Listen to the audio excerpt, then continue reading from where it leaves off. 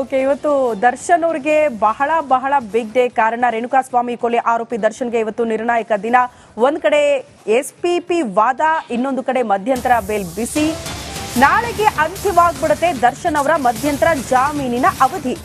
ದರ್ಶನ್ಗೆ Ballari ಜೈಲ, regular bale ಸಿಕ್ಬಿಡುತ್ತಾ? ಬಹಳ ಕುತೂಹಲ ಇದೆ. ಈಗಾಗಲೇ ದರ್ಶನ್ ಪರ ಸಿ ವಿ ನಾಗೇಶ್ ಅವರ ವಾದ ಬೆಂಕಿ ವಾದ ಆಗಿದೆ. ಅದೆಲ್ಲ ಕೂಡ ಅಂತ್ಯ ಆಯಿತು. ಇವತ್ತು ಬೇಲ್ ವಿರೋಧಿಸಿ ಯಾವುದೇ ಕಾರಣಕ್ಕೂ ರೇಣುಕಾಸ್ವಾಮಿ ಕೊಲೆ ಪ್ರಕರಣದಲ್ಲಿ ದರ್ಶನ್ ಅವರಿಗೆ ಜಾಮೀನು ಸಿಗಲೇಬಾರದು ಅಂತ ಎಸ್ಪಿಪಿ ಪ್ರಸನ್ನ ಕುಮಾರ್ ಅವರು ಪ್ರಬಲ ವಾದ ಮಾಡೋದಕ್ಕೆ ಮತ್ತಷ್ಟು ಅಂಶಗಳನ್ನ ಸಿದ್ಧಪಡಿಸಿಕೊಂಡಿದ್ದಾರಂತೆ. ಕಾದ್ ನೋಡಬೇಕು ಏನಾಗಬಹುದು ಹೈಕೋರ್ಟ್ನಲ್ಲಿ ಅಂತ.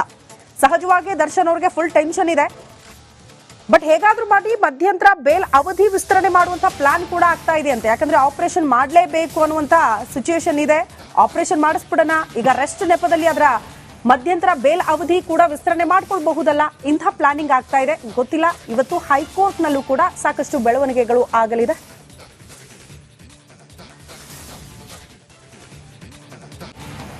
ದರ್ಶನ್ ಪಾಲಿಗೆ ಇವತ್ತು ನಿರ್ಣಾಯಕ ಡೇ. 3 ಸಂಕಷ್ಟದಲ್ಲಿ ಸಿಲುಕಾಕಿಕೊಂಡಿರುವ ಕೊಲೆ ಆರೋಪಿ ಚಾಲೆಂಜಿಂಗ್ ಸ್ಟಾರ್ಗೆ ಅಸಲಿ ಚಾಲೆಂಜ್ ಈಗ ಶುರುವಾಗಿದ್ದು, ಇಂದು ಏನು ನಿರ್ಧಾರ ಆಗುತ್ತೆ ಅದರ ಮೇಲೆ ಮುಂದಿನ ಭವಿಷ್ಯ ಕೂಡ ನಿಂತಿದೆ.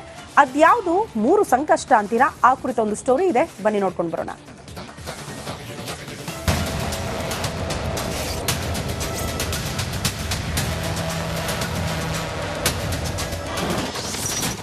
ಇಂದು ನಟ ದರ್ಶನ್ ಪಾಲಿಗೆ ನಿರ್ಣಾಯಕ ದಿನ. ಜೈಲ, ರೆಗ್ಯುಲರ್ ಬೇಲ, ಬಿಜಿಎಸ್ ಆಸ್ಪತ್ರೆನ. ಕೊಲೆ ಆರೋಪಿ ದರ್ಶನ್ ಜಾಮೀನು ಅರ್ಜಿ ವಿಚಾರಣೆ ಇಂದು ಹೈಕೋರ್ಟ್ನಲ್ಲಿ ನಡೆಯಲಿದೆ. ಅನಾರೋಗ್ಯದ ಕಾರಣ ನೀಡಿ ಆಸ್ಪತ್ರೆ ಸೇರಿರುವ ದರ್ಶನ್ಗೆ ಮಧ್ಯಂತರ ಜಾಮೀನು ನಾಳೆ ಮುಗಿಯಲಿದ್ದು, ಇಂದು ಕೊಲೆ ಆರೋಪಿ challenging star Darshan challenge day ಆಗಿದೆ. ಸದ್ಯ ಕೊಲೆ ಆರೋಪಿ ದರ್ಶನ್ಗೆ 3 ಟೆನ್ಷನ್ ಇದೆ. ಒಂದ್ ಕಡೆ ರೆಗ್ಯುಲರ್ ಬೇಲ್ ಟೆನ್ಷನ್, ಇನ್ನೊಂದು ಮಧ್ಯಂತರ ಬೇಲ್ಗೆ ನಾಳೆ ಅಂತ್ಯವಾಗ್ತಾ ಇದೆ. ಮತ್ತೊಂದು ಕಡೆ ಆಪರೇಷನ್ ಟೆನ್ಷನ್. ಈ ವಾರದಲ್ಲೇ ನಟ ದರ್ಶನ್ಗೆ ಆಪರೇಷನ್ ಮಾಡ್ತಾರೆ ಅಂತ ಹೇಳಲಾಗಿತ್ತು. ಇಂದು ಪ್ರಸನ್ನ ಕುಮಾರ್ ತಮ್ಮ ವಾದ ಮುಂದುವರಿಸಲಿದ್ದು, ಈ ಮಧ್ಯೆ ಮಧ್ಯಂತರ ಜಾಮೀನು ಅರ್ಜಿ ವಿಚಾರಣೆ ಆಗುತ್ತಾ ಎಂಬುದು ಕುತೂಹಲವಾಗಿದೆ. ಹೈಕೋರ್ಟ್ನಲ್ಲಿ ಸದ್ಯ ಆರೋಪಿ ದರ್ಶನ್ ಅಷ್ಟೇ ಅಲ್ಲದೆ ಇನ್ನು 6 ಜನ ಆರೋಪಿಗಳ ವಾದ ಮುಗಿದಿದ್ದು, ಈಗ ಎಸ್ಪಿಪಿ ಪ್ರಸನ್ನ ಕುಮಾರ್ ದರ್ಶನ್ ಜಾಮೀನು ಅರ್ಜಿ ವಿಚಾರವಾದವನ್ನ ಮಾಡ್ತಿದ್ದಾರೆ. ಇನ್ನುಳಿದ 6 ಜನ ಆರೋಪಿಗಳ ಬಗ್ಗೆ ವಾದ ಮಾಡಬೇಕಾಗಿದ್ದು, ತ್ವರಿತಗತಿಯಲ್ಲಿ ದರ್ಶನ್ಗೆ ಮಧ್ಯಂತರ ಜಾಮೀನು ಬೇಕಾಗಿದೆ. ಆದರೆ ಎಸ್ಪಿಪಿ ವಾದವೇ ಸಾರಥಿ ಪಾಲಿಗೆ ಸಂಚಕಾರ ಆಗುತ್ತಾ ಎಂಬ ಅನುಮಾನವಿದೆ. ಹೀಗಾಗಿ ದರ್ಶನ್ ಪಾಲಿಗೆ ಇಂದು ನಿರ್ಣಾಯಕ ದಿನವಾಗಿದೆ. ಒಂದೊಮ್ಮೆ ಜಾಮೀನು ಸಿಗದೆ ಮಧ್ಯಂತರ ಜಾಮೀನು ವಿಸ್ತರಣೆ ಆಗದಿದ್ರೆ ಬಳ್ಳಾರಿ ಜೈಲು ಸೇರಲೇಬೇಕಾದ ಅನಿವಾರ್ಯತೆ ಇದೆ. Crime bureau, Nagaraj, republic Kannada. Okay, ಮತ್ತೊಂದು ಕಡೆ ನಾಗರಾಜ್ ನಮ್ಮೊಂದಿಗೆ ನೇರ ಸಂಪರ್ಕದಲ್ಲಿದ್ದಾರೆ. ನಾಗರಾಜ್, ಸಿ ವಿ ನಾಗೇಶ್ ಅವರ ವಾದವನ್ನು ನಾವು ಹೇಳ್ತಾ ಇದ್ವಿ. ಅದಾದ ನಂತರ ಇದೀಗ ಎಸ್ಪಿಪಿ ಪ್ರಸನ್ನ ಕುಮಾರ್ ಅವರು ಸಿ ವಿ ನಾಗೇಶ್ ವಾದವನ್ನು ಯಾವ ರೀತಿ ಅಂತಂದ್ರೆ ತಲೆ ಬಚ್ಕಳಿ ಫೋಟ್ರ ಕಳಿ ಅಂತ ಅಂದ್ಬಿಟ್ಟು ಒಂಥರ ಕಾಮಿಡಿ ಮಾಡಾಕ್ಬಿಟ್ರು. ಸೊ ಇವತ್ತು ಯಾವ ವಿಚಾರಗಳು ಪ್ರಮುಖವಾಗಿ ಅಂದ್ರೆ ಆ ಕೌಂಟರ್ಗಳಿರುತ್ತಾ ಅಥವಾ ಹೊಸ ವಿಷಯಗಳಿರುತ್ತಾ, ಒಂದು ನಿರ್ಧಾರ ಬರುತ್ತಾ, ಹೆಂಗೆ? ಏನು ಈ ಒಂದು ಪ್ರಕರಣದಲ್ಲಿ ಈಗಾಗಲೇ ಸಿ ವಿ ನಾಗೇಶ್ ಸೇರಿದಂತೆ 8 ಆರೋಪಿಗಳ ಪರ ವಕೀಲರು ವಾದವನ್ನ ಮುಗಿಸಿದ್ದಾರೆ. ಅದಕ್ಕೆ ಪ್ರತಿವಾದ ಆಕ್ಷೇಪಣಾ ವಾದವನ್ನ ಎಸ್ಪಿಪಿ ಪ್ರಸನ್ನ ಕುಮಾರ್ ಮಾಡ್ತಾ ಇರತಕ್ಕಂಥದ್ದು. ಏನು ಈ 8 ಜನ ಲಾಯರ್ಸ್ ಒಂದು ಡಿಸ್ಪ್ಯೂಟ್ ಮಾಡಿರ್ತಾರೆ, ಚಾರ್ಜ್ ಶೀಟ್ ಅಲ್ಲಿ ಇರತಕ್ಕಂಥ ಅಂಶಗಳನ್ನ, ಇದರಲ್ಲಿ ಈ ಲೋಪ ಇದೆ, ಇದು ಹೇಗಾಯ್ತು ಅಂತೇಳಿ ಒಂದು ಡಿಸ್ಪ್ಯೂಟ್ ಮಾಡಿರ್ತಾರೆ. ಅದಕ್ಕೆ ಅವುಗಳನ್ನ ಎಲ್ಲವನ್ನು ಕ್ಲಿಯರ್ ಮಾಡಿ, ಇಲ್ಲ ಇದು ಈ ರೀತಿ ಅಲ್ಲ ಈ ರೀತಿ ಅಂತೇಳಿ ಎಸ್ಪಿಪಿ ವಾದವನ್ನ ಮಾಡಬೇಕು. ಇದಾದ ಮೇಲೆ ಮತ್ತೊಂದು ಅವಕಾಶ ಇರ್ತದೆ. ಯಾರು ಅರ್ಜಿಯನ್ನು ಸಲ್ಲಿಸಿರ್ತಾರೆ ಅಂದ್ರೆ ದರ್ಶನ್ ಸೇರಿದಂತೆ 8 ಜನ ಆರೋಪಿಗಳ ಪರ ವಕೀಲರಿಗೆ ಇನ್ನೊಂದು ಅವಕಾಶ ಇರುತ್ತೆ ಅವರಿಗೆ ಕ್ಲಾರಿಫೈ ಮಾಡೋದಕ್ಕೆ. ಇದಾದ ಮೇಲೆ ಆರ್ಡರ್ಸ್ ಅನ್ನ ರಿಸರ್ವ್ ಮಾಡುವಂಥದ್ದು. ಬಹುತೇಕ ಇವತ್ತು ಪ್ರಸನ್ನ ಕುಮಾರ್ ವಾದ ಮುಗಿದ್ರೆ ರಿಪ್ಲೇ ಕೂಡ ಇವತ್ತೇ ಆಗುವ ಸಾಧ್ಯತೆ ಇರತಕ್ಕಂಥದ್ದು. ಆದ್ರೆ ಆರ್ಡರ್ಸ್ ಅನ್ನ ಇವತ್ತೇ ಯಾವುದೇ ಕಾರಣಕ್ಕೂ ನೀಡಲ್ಲ, ರಿಸರ್ವ್ ಮಾಡಿ ನಂತರ ಆರ್ಡರ್ಸ್ ಅನ್ನ ಕೊಡುವಂಥದ್ದು.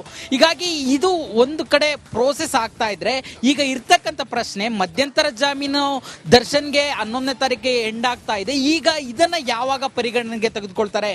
ಇದ್ರ ಮಧ್ಯೆ ಏನು ಸಿ ವಿ ನಾಗೇಶ್ ಇಲ್ಲ ಇವತ್ತು ಆಪರೇಷನ್ ಆಗುತ್ತೆ ಅಥವಾ ನಾಳೆ ಆಪರೇಷನ್ ಆಗುತ್ತೆ ಅವರಿಗೆ ಅಂತೇಳಿ ಮಾಹಿತಿ ಕೊಟ್ರೆ ಅದನ್ನ ಕೋರ್ಟ್ ಯಾವ ರೀತಿ ಪರಿಗಣಿಸುತ್ತೆ? ಇದು ಇರ್ತಕ್ಕಂಥ ದೊಡ್ಡ ಟೆನ್ಷನ್. ದರ್ಶನ್ಗೆ ಒಂದು ವೇಳೆ ಮಧ್ಯಂತರ ಜಾಮೀನು ಎಕ್ಸ್ಟೆಂಡ್ ಆಗಿಲ್ಲ ಅಂತಂದ್ರೆ ಏನು 11ನೇ ತಾರೀಕು ಮಧ್ಯಂತರ ಜಾಮೀನು ಇದಾಗ್ತಾ ಇದೆ, ಎಂಡ್ ಆಗ್ತಾ ಇದೆ. ಅಷ್ಟರೊಳಗಡೆ ರೆಗ್ಯುಲರ್ ಜಾಮೀನ್ಗೆ ಸಂಬಂಧಿಸಿದಂತೆ ಆರ್ಡರ್ಸ್ ಬರೋದು ಬಹುತೇಕ ಡೌಟ್ ಇರ್ತಕ್ಕಂಥದ್ದು. ಹೀಗಾಗಿ ದರ್ಶನ್ ಇದನ್ನ ಪರಿಗಣನೆಗೆ ತೆಗೆದುಕೊಂಡಿಲ್ಲ ಅಂದ್ರೆ ಮತ್ತೆ ಬಳ್ಳಾರಿ ಜೈಲ್ಗೆ ಶಿಫ್ಟ್ ಆಗೋ ಎಲ್ಲಾ ಸಾಧ್ಯತೆ ಇರ್ತಕ್ಕಂಥದ್ದು. ಜಯಪ್ರಕಾಶ್, ಥ್ಯಾಂಕ್ ಯು ನಿಮ್ಮೆಲ್ಲ ಅಪ್ಡೇಟ್ಸ್ಗೆ.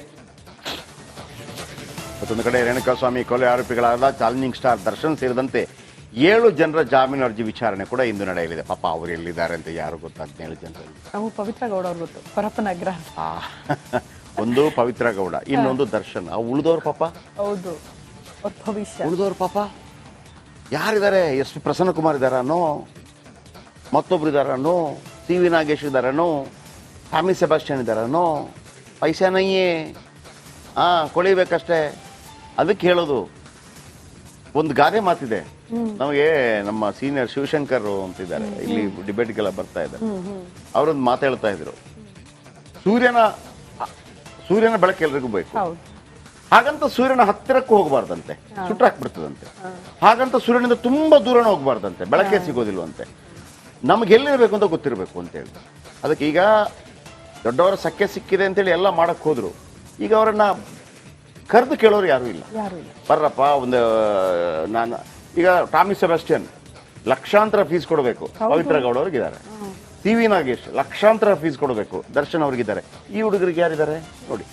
ಸದ್ಯ ಎಸ್ ಪಿ ಪ್ರಸನ್ನ ಕುಮಾರ್ ವಾದ ಮುಂದುವರಿಸ್ತಾ ಇದ್ದಾರೆ. ಯಾರಿಗೆ ಜಾಮೀನು ಸಿಗುತ್ತೆ ಎನ್ನುವುದೇ ಕುತೂಹಲವಾಗಿದೆ. 7 ಜನರದು ಕೂಡ. ಅಂದ್ರೆ ಅವರ ಪರವಾಗಿ ಸಪರೇಟ್ ಆಗಿ ವಾದ ಮಂಡಿಸೋರು ಯಾರು ಇಲ್ಲ ನೋಡಿ. ಎಂತ ಒಂದು ಆಶ್ಚರ್ಯ ಅಂತಂದ್ರೆ, ಪವಿತ್ರ ಗೌಡ ಪರವಾಗಿ ಟಾಮಿ ಸೆಬಾಸ್ಟಿಯನ್, ದರ್ಶನ್ ಪರವಾಗಿ ಸಿ ವಿ ನಾಗೇಶ್. ಆ ಉಳಿದ 15 ಜನ ಇದ್ರಲ್ಲ, ಅವರು ಕಾಯಾನೈ ಪಿಯಾನೈ ಗ್ಲಾಸ್ ಪೋಡ್ಡಾಲ್. ಆದರೆ ಇವತ್ತು 7 ಜನರ ಜಾಮೀನು ಬಗ್ಗೆ ಕೂಡ ಒಂದು ಅರ್ಜಿ ಬರ್ತಾ ಇದೆ ಅಂತಂದ್ರೆ, ಅದಕ್ಕೆ ವಿಶೇಷವಾಗಿ ಯಾರು ಲಾಯರ್ ಇಲ್ಲ ಅಂತ. ಏನು ಅಲ್ಲಿ ಊಟ ಮಾಡಿಸ್ತಾ ಇದ್ರು, ನೀನು ಊಟ ಮಾಡ್ಕೊಂಬಿಡು ಅಂತ ಹೇಳ್ದಂಗೆ ಆಯ್ತಾ. ಒಂದು ರಿಪೋರ್ಟ್.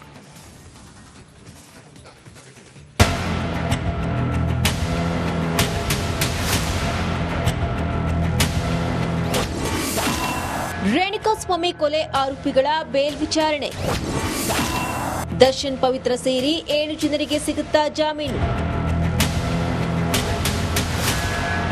ರೇಣುಕಾಸ್ವಾಮಿ ಕೊಲೆ ಪ್ರಕರಣ ಸಂಬಂಧಿಸಿದಂತೆ ಇಂದು ಆರೋಪಿ ದರ್ಶನ್ ಅಂಡ್ ಗ್ಯಾಂಗ್ನ ಜಾಮೀನು ಅರ್ಜಿ ವಿಚಾರಣೆ ನಡೆಯಲಿದೆ. ಇಂದು ಎಸ್ಪಿಪಿ ಪ್ರಸನ್ನ ಕುಮಾರ್ ತಮ್ಮ ವಾದವನ್ನ ಮಾಡ್ತಿದ್ದಾರೆ. ಇನ್ನು ಹೈಕೋರ್ಟ್ನ ನ್ಯಾಯಮೂರ್ತಿ ವಿಶ್ವಜಿತ್ ಶೆಟ್ಟಿ ಪೀಠದಲ್ಲಿ ವಿಚಾರಣೆ ಮುಂದುವರಿಯಲಿದೆ. ನಟ Darshan, Pavithra Gowda, R Nagaraj, M Lakshman, Anukumar alias Anu, Jagadish alias Jagga, Pradoosh ಪರ ವಕೀಲರು ವಾದವನ್ನ ಮಾಡಿದ್ದಾರೆ.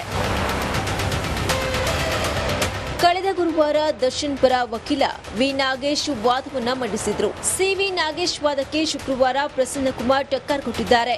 ಬೇಲ್ ಸಿಹಿ ನೀಡಿದಂತೆ ಪ್ರಬಲ ವಾದ ಮಂಡಿಸಿದ್ರು. ಹಾಗಾದ್ರೆ ಎಸ್ಪಿಪಿ ಟಕ್ಕರ್ ಹೇಗಿತ್ತು ಅನ್ನೋದನ್ನ ನೋಡೋದಾದ್ರೆ, ಹೇಗಿತ್ತು ಎಸ್ಪಿಪಿ ಪ್ರಬಲವಾದ? ದರ್ಶನ್ಗೆ ಜಾಮೀನು ನೀಡದಂತೆ ಪ್ರಸನ್ನ ಕುಮಾರ್ ಪ್ರಬಲವಾದವನ್ನ ಮಂಡಿಸಿದ್ದಾರೆ. ಕಳೆದ 5 ವಾರಗಳಿಂದ ದರ್ಶನ್ ಆಪರೇಷನ್ ಮಾಡಿಸಿಕೊಂಡಿಲ್ಲ. ತಕ್ಷಣ ಆಪರೇಷನ್ ಆಗದಿದ್ರೆ ಲಕ್ವಾ ಹೊಡೆಯುತ್ತೆ ಅಂತ ನವೆಂಬರ್ 6ರಂದು ವರದಿಯನ್ನ ಕೊಟ್ಟಿದ್ರು. ಆರೋಪಿ ಶಸ್ತ್ರಚಿಕಿತ್ಸೆಗೆ ರೆಡಿಯಾಗಿದ್ರು ಎಂದು ವರದಿ ನೀಡಿದ್ರು. ಆದ್ರೆ ವರದಿಯಲ್ಲಿ ಆಪರೇಷನ್ ಬಗ್ಗೆ ಮಾಹಿತಿ ನೀಡಿಲ್ಲ ಅಂತ ಸಿವಿ ನಾಗೇಶ್ ವಾದಕ್ಕೆ ಎಸ್ಪಿಪಿ ಕೌಂಟರ್ ಅಟ್ಯಾಕ್ ಮಾಡಿದ್ರು. ಫೆಬ್ರವರಿಯಲ್ಲಿ ಪವಿತ್ರಾಗೆ ರೇಣುಕಾಸ್ವಾಮಿ ಮೆಸೇಜ್ ಮಾಡಿದ್ರು. ಆದ್ರೆ ಅವನ ನಂಬರ್ನ ಬ್ಲಾಕ್ ಮಾಡಿರಲಿಲ್ಲ. ಸತ್ವ ಅಪಾರ್ಟ್ಮೆಂಟ್ ಬಳಿ ರೇಣುಕಾ ಮೃತದೇಹ ಪತ್ತೆಯಾಗಿತ್ತು. ಸತ್ವ ಗೇಟ್ ಬಳಿ ಆರೋಪಿಗಳ ಕಾರು ಬಂದ ದೃಶ್ಯಗಳು ಸಿಸಿಟಿವಿಯಲ್ಲಿ ಸೆರೆಯಾಗಿದೆ. ಮಹತ್ವ ಸಾಕ್ಷಿಗಳನ್ನ ಹಿಡಿದು ಎಸ್ಪಿಪಿ ಪರ ವಕೀಲರು ಪ್ರಬಲವಾದವನ್ನ ಮಂಡಿಸಿದ್ರು. ಮಧ್ಯಂತರ ಬೇಲ್ ಸಿಗುವ ಖುಷಿಯಲ್ಲಿದ್ದ ದರ್ಶನ್ಗೆ ಪ್ರಸನ್ನ ಕುಮಾರ್ ವಾದವೇ ಮುಳುವಾಗುವ ಸಾಧ್ಯತೆ ಇತ್ತು. Crime bureau, Nagaraj, republic Kannada.